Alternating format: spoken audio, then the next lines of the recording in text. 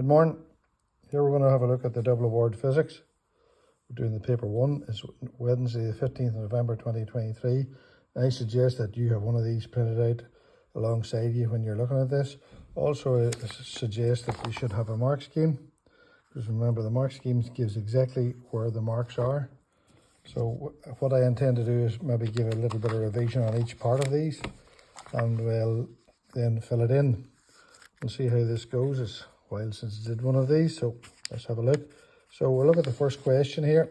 It says this question is about the densities of solids, liquids and gases and the distances between the particles in each state of matter. Which state of matter generally has the lowest, intermediate and highest density? Describe the average distance between the particles in each state. In this question, you'll be assessed on your written communications, including the use of specialist scientific terms. So you're looking for a capital letter and a full stop. State the matter with the lowest density. So gas has the lowest density. So again, you're looking for a sentence, capital letter, full stop. The average distance. Well, a gas has the largest separation.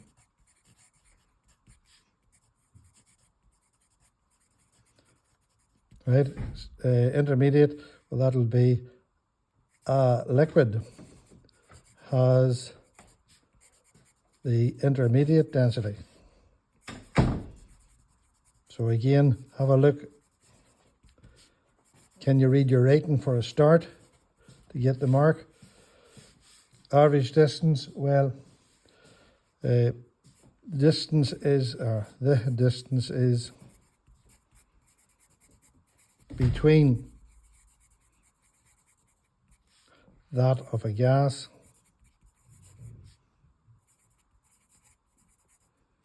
and solid. So we're looking for the word intermediate. Look, there's it there. Intermediate. So you use the word that they suggest. And the highest density, solid has the highest density. Again, when you're practicing this, practice it on a full page. Your capital letter, full stop. Solid has the highest density. Can you read your rating? And the average distance. This is the solid has the smallest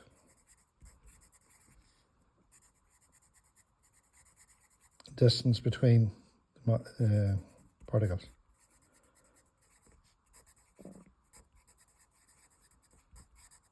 So that's that one done. Again, first year question. Turn the page. Now, next one. An object is traveling at a constant speed. So we're just going to put a little bit of a flash in this. So we're talking about Newton's laws. And he had 3. Dear old Isaac. He's important because he's all to do with force, really. And his first law is balanced. And the fancy word for balanced is equilibrium. And we have 2 motions for this. Don't forget the 2 motions. Most people need to get the 1, stopped. And again, another name for stopped is stationary. And the other one, the second one is moving with a constant velocity.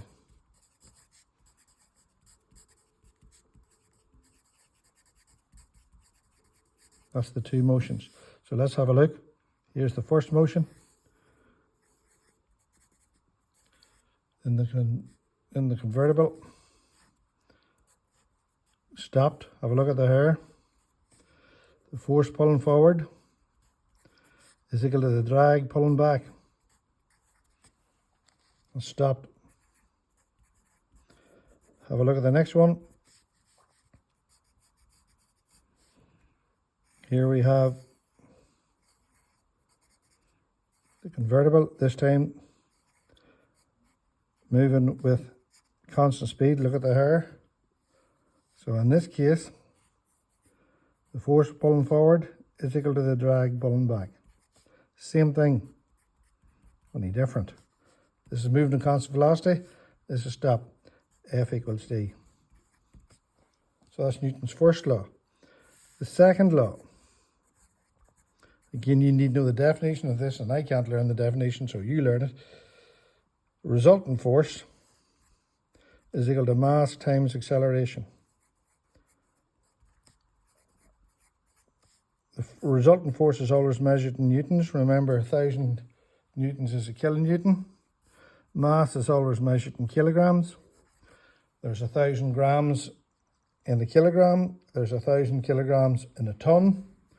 And the acceleration is always measured in meters per second squared.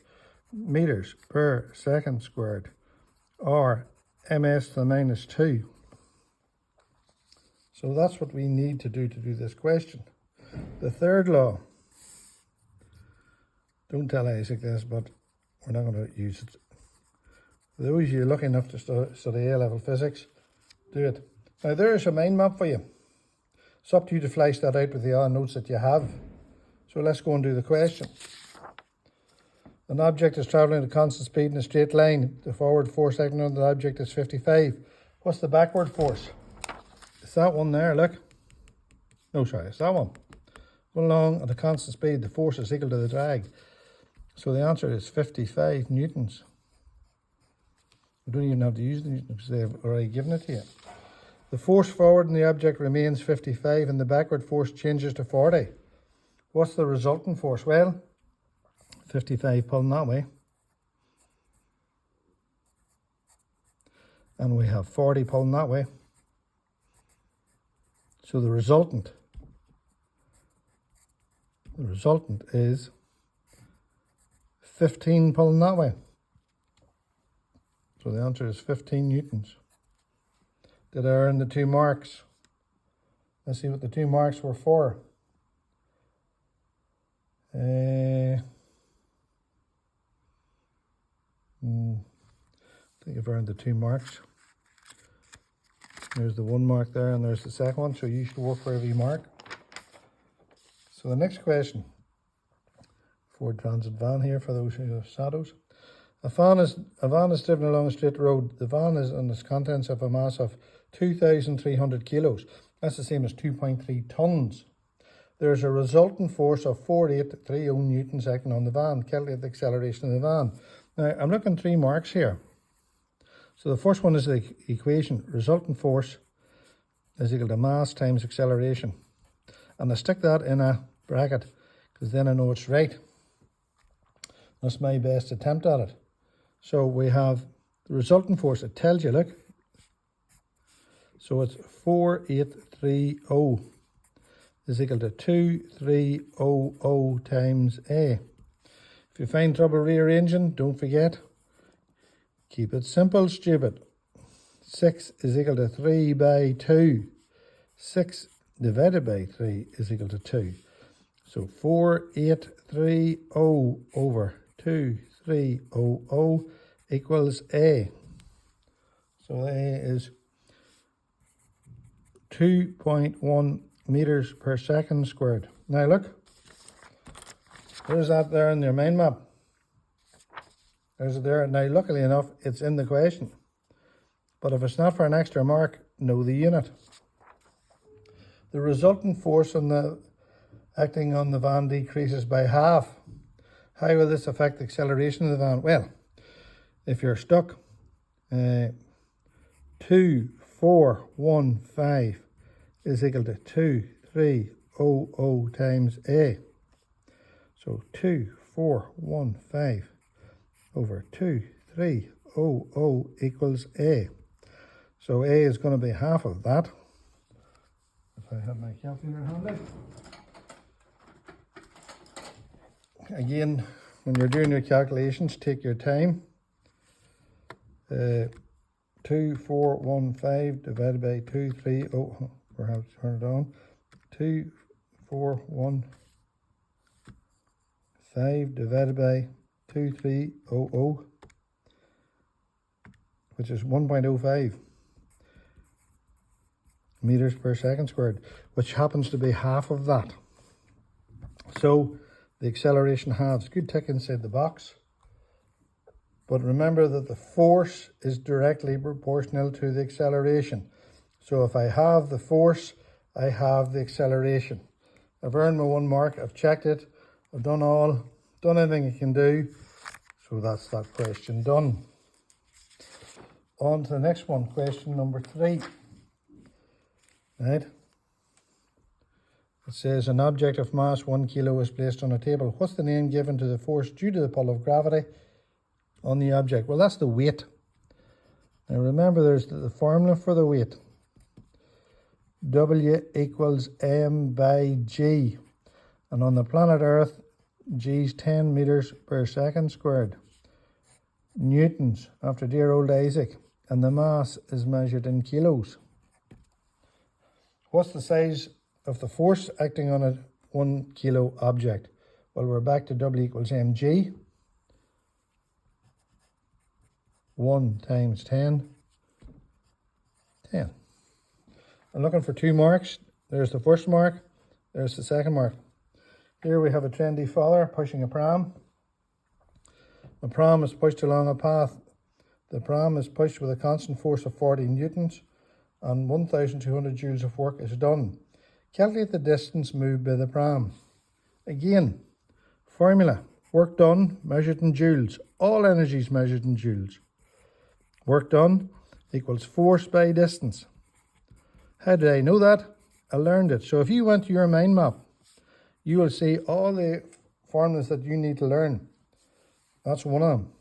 So the force has to be in newtons, the distance has to be in meters, and the work done is in joules. So 1200 is equal to 40 times the distance. Again, keep it simple, stupid. If you can't rearrange formula, take your time. You're going to get this wrong if you don't. 6 is equal to 3 times 2. 6 divided by 3 is 2. Now you match it up. So 1200 over 40 is equal to the distance. Look at the way I'm showing my working out. So 30 meters is equal to the distance. 30. Did I do my 3 marks? 1 for the formula, 1 for the calculation, 1 for the answer. Again, I don't need to know the unit. Let's just look at this one again. W equals F by D. Learn it. Joules, newtons, meters. Fair enough? Now, 1,200 joules of work is done in pushing the pram for 1 minute. Look, watch. There's a trick sitting. The examiner has given you that trick. Calculate the power produced by this time. Power equals energy over time. There's the formula. It's on your formula sheet. Learn it. Right? So let's have power equals energy over time. Watts, joules, seconds. And there's the trick. Do you see it? That's 60 seconds. So there's the tick sitting waiting for you. So the power is equal to the energy over the time.